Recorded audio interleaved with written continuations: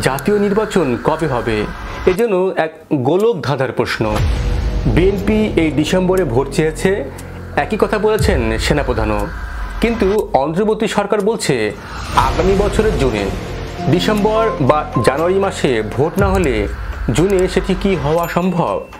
বাংলাদেশের এখন পর্যন্ত 12টি জাতীয় সংসদ নির্বাচন অনুষ্ঠিত হয়েছে। এর মধ্যে 11টি নির্বাচন হয়েছে নভেম্বর থেকে জানুয়ারি সময়সীমার মধ্যে। ফেব্রুয়ারি থেকে জুন মাসে বাংলাদেশের আবহাওয়া, স্কুল কলেজের পরীক্ষা, ধর্মীয় উৎসবের কারণে বেশিরভাগই ভোট হয় শীতকালে, অর্থাৎ ডিসেম্বর জানুয়ারিতে। তাহলে এবার কেন জুনে নির্বাচনের কথা বলা হচ্ছে? কারণ কি? এর পেছনে কোনো পরিকল্পনা নেই তো? চলুন বিশ্লেষণ করি।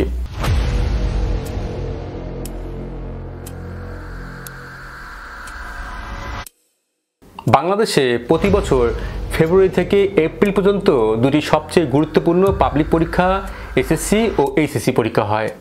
এই সময় দেশের লক্ষ লক্ষ শিক্ষার্থী পরীক্ষা দেয় এবং হাজার হাজার শিক্ষক পরীক্ষা নিয়ন্ত্রণ, খাতা মূল্যায়ন এবং ফলাফল প্রস্তুতিতে ব্যস্ত থাকেন।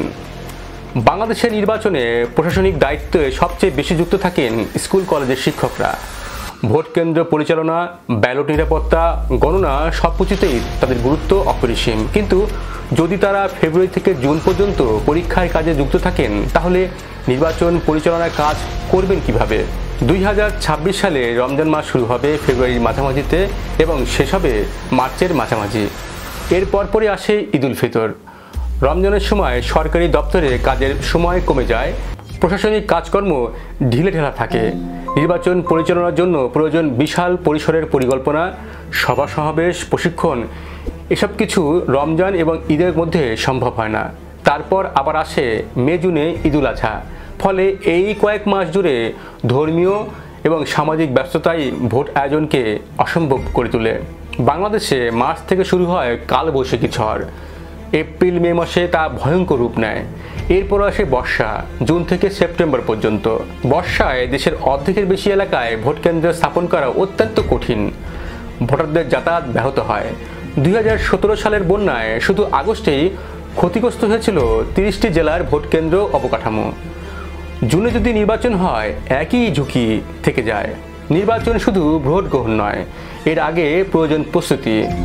ভোটার তালিকা হালনাগাদ, আইন শৃঙ্খলা রক্ষা বাহিনীর প্রস্তুতি, বিদেশি পর্যবেক্ষকদের সমন্বয়, এসবের জন্য প্রয়োজন কমপক্ষে 6 মাসের সুপরিকল্পিত সময়।